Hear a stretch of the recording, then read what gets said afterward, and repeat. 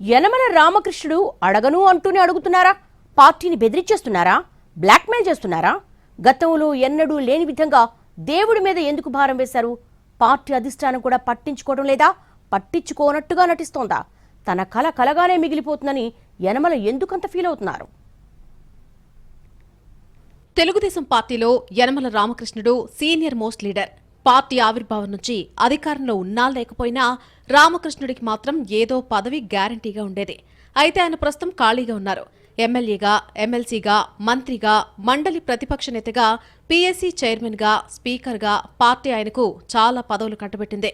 కష్టకాలంలో ఉన్నప్పుడు రామకృష్ణుడు కూడా పార్టీకి అదే విధంగా ఉపయోగపడ్డారు. అయితే గత ఏడాది ఎమ్మెల్సీ పదవీ కాలం ముగిసిన తర్వాత నియోజకవర్గానికే పరిమితమయ్యారు యనమల.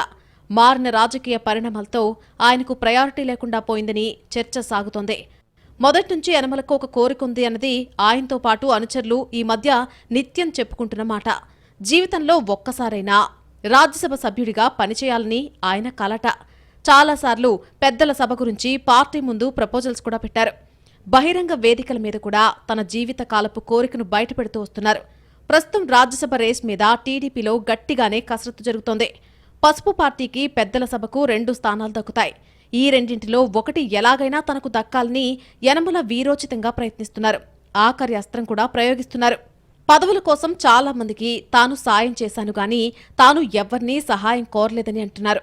సన్నిహితులు పార్టీని రాజ్యసభ అడగాలని తనకు సలహాలిస్తున్నారని, ఆ అవకాశం మనం అడిగితే వచ్చేది కాదని భగవంతుడు అనుకోవాలని వేదాంత ధోరణిలో మాట్లాడుతున్నారు. ఆయన అనుకుంటే జరగంది అంటూ ఏదీ ఉండదని గుర్తు చేస్తున్నారు. పార్టీ పెద్దలు అన్నీ ఆలోచించి నిర్ణయం తీసుకుంటారని చెబుతున్నారు. పార్టీ తన్ను 44 ఏళ్లు పోషించిందని చెబుతూనే తనకు పదవి ఇవ్వండి పరిగెడతాను అని అడగలేనని గుర్తు చేస్తున్నారు. పార్టీ మనుగడ కోసం శత్రువులకు కూడా సాయం చేస్తానంటూ ఎండింగ్ టోన్ సౌండ్ పెంచుతున్నారు. అసలు యనమల ఉద్దేశమేంటి? పదవి అడగను అంటూనే ప్రతిసారి ఆ ప్రస్తావన ఎందుకు తీసుకొస్తున్నారు అని సొంత పార్టీలోనే చర్చ జరుగుతోంది. ఇప్పటివరకు ఏ ఫ్యామిలీకి ఇవ్వని అవకాశాలు యనమలతో పాటు ఆయన కుటుంబ సభ్యులకు ఇచ్చిందని పార్టీలో మరో వర్గం అంటోంది. అయినా సరే జీవితకాలం మేం పల్లకిలో కూర్చుంటూనే ఉంటామంటే మిగతా వాళ్లు మోస్తూనే ఉండాలా అని ప్రశ్నించేవారు ఉన్నారు. యనమల బెదిరిస్తున్నారా, బ్లాక్మెయిల్ చేస్తున్నారా అని అడిగేవాళ్లు ఎక్కువే. ఎవ్వర్ని ఏ విధంగా సర్దుబాటు చేయాలో పెద్దలకు తెలుసు. పదే పదే ఆ ప్రస్తావన తీసుకుని రావాల్సిన అవసరమేంటని కాస్త విసుగ్గానే మాట్లాడుకునేవారు ఉన్నారు.